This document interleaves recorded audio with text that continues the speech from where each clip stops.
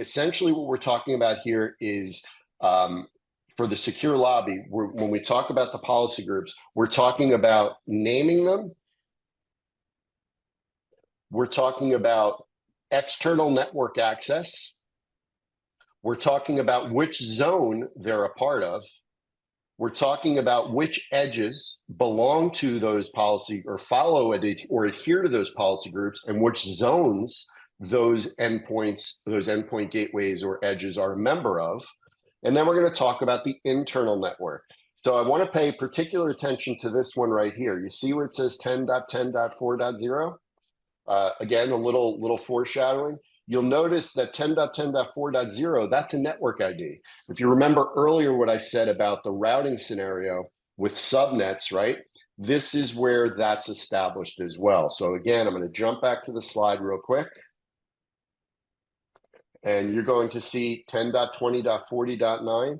So in essence, when you think about zones, policy groups are acting as the DHCP server for the microsegment or internal network, and zones are acting as the DHCP server for how you access other zones or the outside world. So in essence, what we're talking about is we're talking about internal support and addressing, and then we're talking about external support and addressing.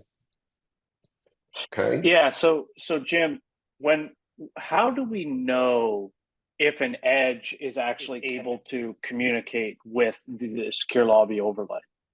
Yeah, that's a great question, Ryan. So what we're going to do now is actually look into the policy group, and we're going to talk about the details of the policy group. We're going to talk about which edges exist within that policy group.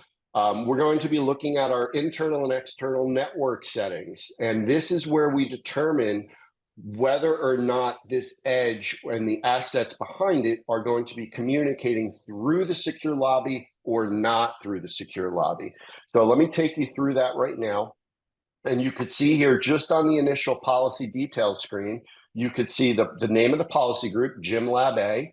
You could see the name of the zone, which is Lab 1. You can see the IP or the network address of that lab or that zone, 10.20.30.0/24. All right, so we know that it's going to be a 10.20.30 address. Then we're going to look at the edges menu, and the edges menu is going to tell us which edges are following along or adhering to the rules issued by this policy group.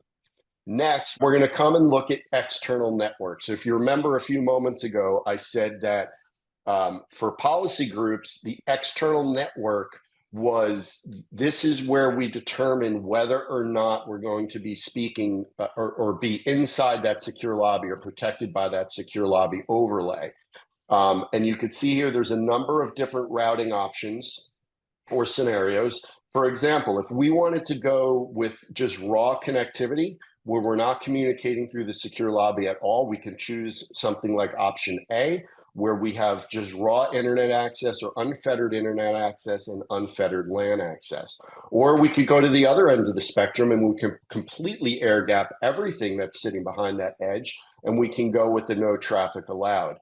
A nice even balance or a solid balance of connectivity, including secure lobby protection, would be something like option D, which is what we've got selected here. And you could see with option D, we've got internet access, we've got secure lobby connection, we've got allowance of outbound traffic to the secure lobby, and we've got routing all traffic through the secure lobby. So in other words, we are inside the overlay here with all forms of traffic that we're using to communicate, whether we're trying to get to the internet, whether we're trying to talk across to another zone, whether traffic is inbound to us, is that traffic going through the secure lobby as well?